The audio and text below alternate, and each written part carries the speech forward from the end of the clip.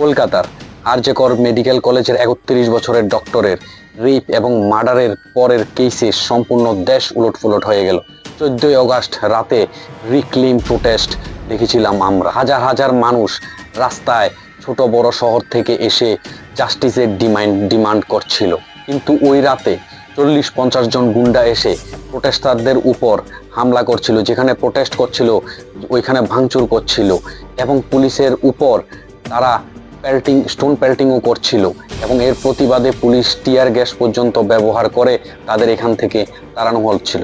কিন্তু প্রশ্ন একটাই যে ওই ৪০-৫০ জন তারা ছিল।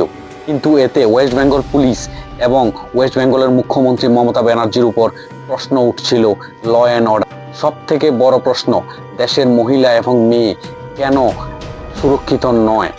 এই ঘটনা চলাকালীন আরও একটি ঘটনার সম্মুখীন আমরা হলাম। দেখা গেল উত্তরাখণ্ডের এই ঘটনা, যেখানে একটি নার্স হসপিটাল থেকে ডিউটি শেষে বাড়িতে আসছিল, তখন তাকে হত্যা করা হয়। দুঃখ শুধু একটাই, এই প্রোটেস্ট এবং জাস্টিস ডিমান্ড ১ বা ২ সপ্তাহ থাকে, এরপর আমরা সব কিছু ভুলে যাই। মহিলাদের প্রতি এই ভায়োলেন্স একবারে থামাতে হলে আমাদের ৩টা কথা মনে রাখ। সমাজের মাইন্ডসেট চেঞ্জ এবং ইন্টারনেটে যে সেক্সুয়াল হ্যারাসমেন্ট বা ইন্টারনেটে যেভাবে মেয়েদের উপর অবজেক্টিফাই করা হয় সেগুলিকে আমাদের বন্ধ করতে হবে এবং সেক্সুয়াল হ্যারাসমেন্টকে যেভাবে ক্যাজুয়ালি নেওয়া হচ্ছে সেগুলিকে আমাদের বন্ধ করতেই হবে। না হলে এই অত্যাচার প্রতিনিয়ত চলতেই থাকবে।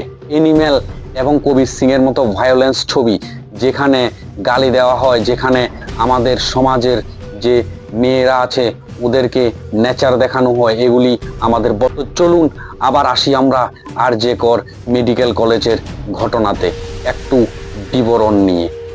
৯ই আগস্ট আরজে কর মেডিকেল কলেজের ট্রেনি ডক্টরের সঙ্গে রেপ, এরপর যে লজ্জাজনক কলকাতার আরজে কর মেডিকেল কলেজের সেমিনার হল থেকে পাওয়া যায় একটি মৃতদেহ এবং তার শরীরে ক্ষত বিক্ষতের চিহ্ন।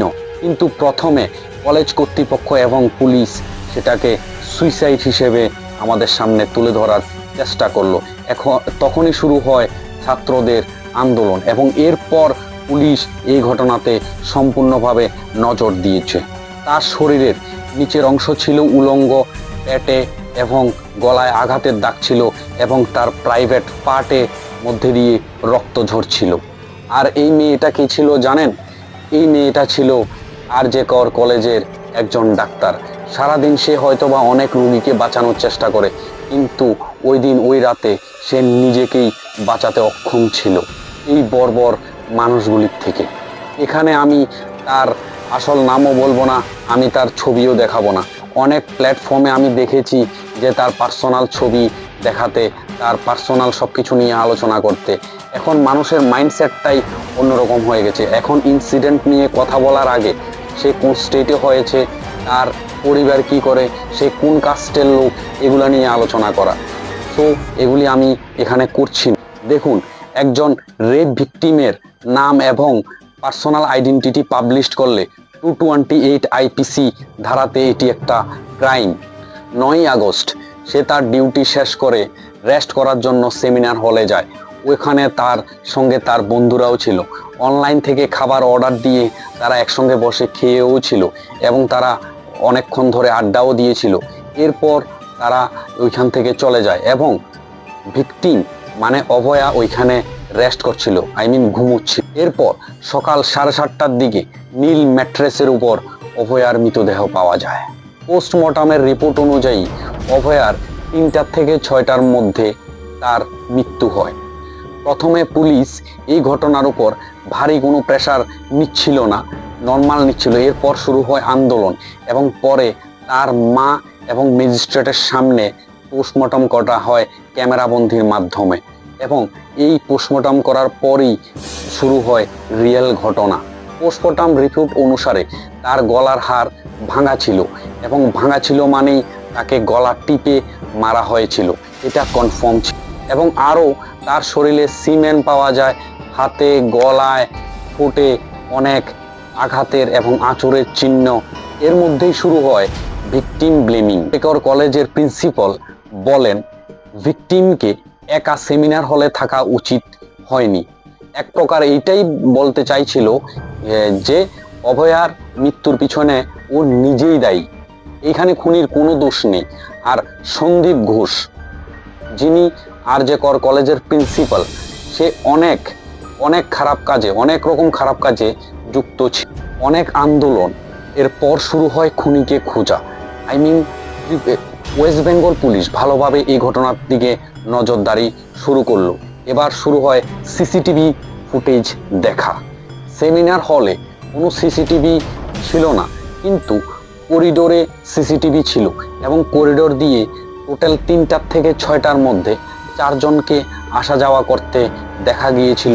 এর মধ্যে 3 জন হচ্ছে হসপিটালের রোগীর পরিবার বলে তারা দাবি জানিয়েছে, কিন্তু একজনের কোনো উত্তর ছিল না। আর সেই হলো মেইন সঞ্জয় রায়। সে 4টার দিকে সেমিনার হলে ঢুকে এবং সেমিনার হল থেকে বের হয় 4:45 এবং সে যখন সেমিনার হলে ঢুকে তার কানে একটা ব্লুটুথ হেডফোন ছিল এবং শেষমেশ এই ব্লুটুথ হেডফোনটা অভয়ার মৃতদেহের পাশে পাওয়া গিয়েছিল এবং এর থেকে পুলিশ মোটামুটি কনফার্ম হয়ে গিয়েছিল যে এই মৃত্যুর পিছনে সন্দীপ রায় দায়ী। আর এই ঘটনার পরিপ্রেক্ষিতে পুলিশ পুরোপুরি কনফার্ম হয়ে যায় যে সঞ্জয় রায় হচ্ছে মেইন কালফ্রিট এই মৃত্যুর এবং এই ভয়ানক ঘটনার পিছনে। এখন প্রশ্ন হচ্ছে, এই সঞ্জয় রায় কে? সামান্য একজন পুলিশের সিভিক ভলান্টিয়ার ছিল। আর সিভিক ভলান্টিয়ারের কাজ কি? পুলিশকে সহায়তা করা। আর সামান্য একজন সিভিক ভলান্টিয়ার রাত 3টা, রাত 2টা, রাত 4টার সময় কিভাবে উইদাউট পারমিশনে হসপিটালের মধ্যে প্রবেশ করে? এই ঘটনার পিছনে কি শুধু সঞ্জয় রায় দোষী, আর নাকি কোনো বড় ষড়যন্ত্র? কমেন্ট বক্স খোলা আছে, আপনাদের মতামত পেশ করুন এবং নেক্সট ভিডিওতে আমি আরও ইনফরমেশন নিয়ে আসব। ভালো থাকবেন, সুস্থ থাকবেন, পরিবারের সঙ্গে থাকবেন। দেখা হচ্ছে পরের ভিডিওতে। দেশের সঙ্গে থাকবেন এবং প্রোটেস্ট করবেন যে মা এবং বোনরা যাতে স্বাধীনভাবে স্বাধীন ভারতবর্ষে থাকতে পারে।